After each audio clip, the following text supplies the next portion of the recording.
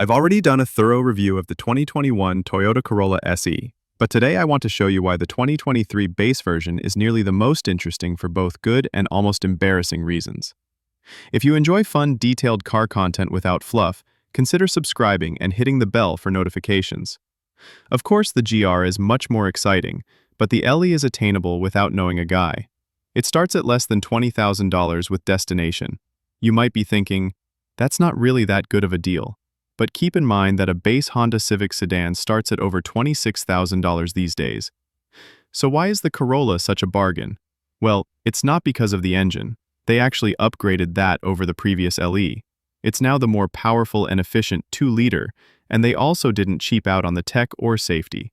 It's really just down to the aesthetics and the torsion beam rear suspension. They went back on it, though that doesn't apply to the LE hybrid, and I'll talk more about that suspension in the drive section. Toyota also got rid of the L trim for 2023, so now we do have a reasonably well-equipped base model. You'll have things like LED projector headlamps and remote keyless entry as standard, though it's not a smart key. That too is available because the LE comes with 2 additional upgrade packages if you so desire. If you get the proximity key, you're also going to get blind spot monitoring and alloy wheels. Either way, you'll have 16-inch wheels, which I'm personally happy to see because the potholes around here have violent felonies on their record. If you want more curb appeal to intrigue your local baddies at Whole Foods, get an SE. Before we hop inside, there's a couple other things I'd like to note. For a base model, I'm happy this has color-keyed mirrors and door handles. I'm also frustrated that there's no trunk lid release button here. You'll have to use the key or the button inside. Thankfully, the cabin was upgraded with an 8-inch touchscreen as standard across the board. This features Toyota's latest multimedia system, and it's grown on me a lot. It has a decent response time, good resolution, and it's very simple, though almost too simple sometimes. It also has wireless Apple CarPlay and Android Auto.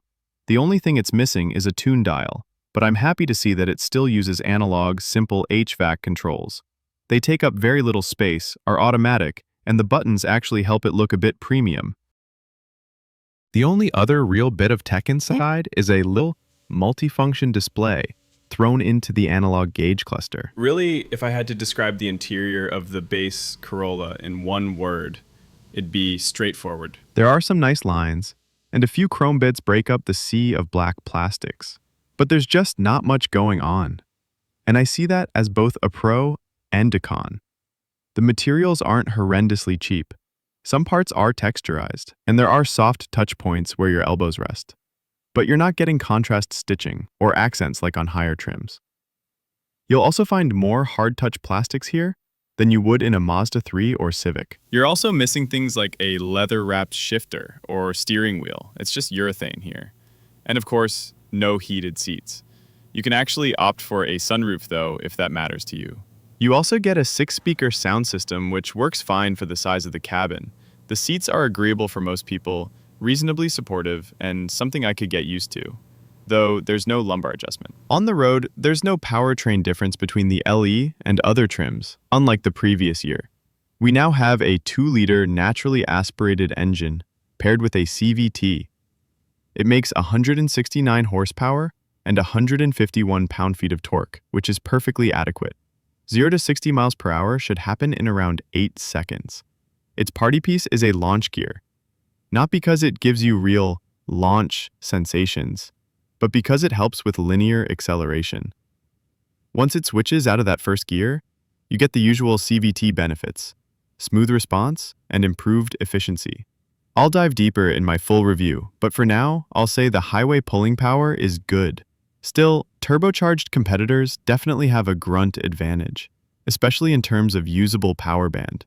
The Corolla isn't dead at low RPMs, but it does need to be wrung out. At higher speeds, cabin noise is okay. The thing that struck me as weird is that they removed the independent rear suspension. Now it has a torsion beam rear on the LE trim. On this really abused road though, the Corolla is still comfortable. Even when I'm driving obnoxiously, it comes off as controlled and composed. There's just a little more jitteriness in the rear due to that torsion beam, but it's so minor. Even though I'm still salty they removed it for base buyers while keeping it in the LE hybrid, it's more of a detail-oriented disappointment than something you'll truly feel. unless you live on a horrific, winding road.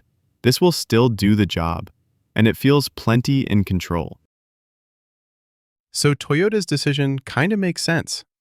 The person who wants the best of the best likely isn't buying the base version anyway.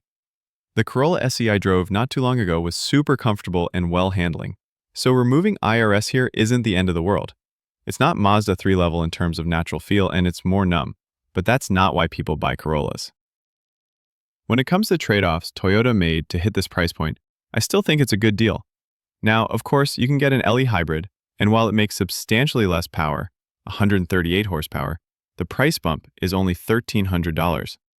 From what I've seen in other Toyota hybrids, they still offer great responsiveness thanks to the eCVT.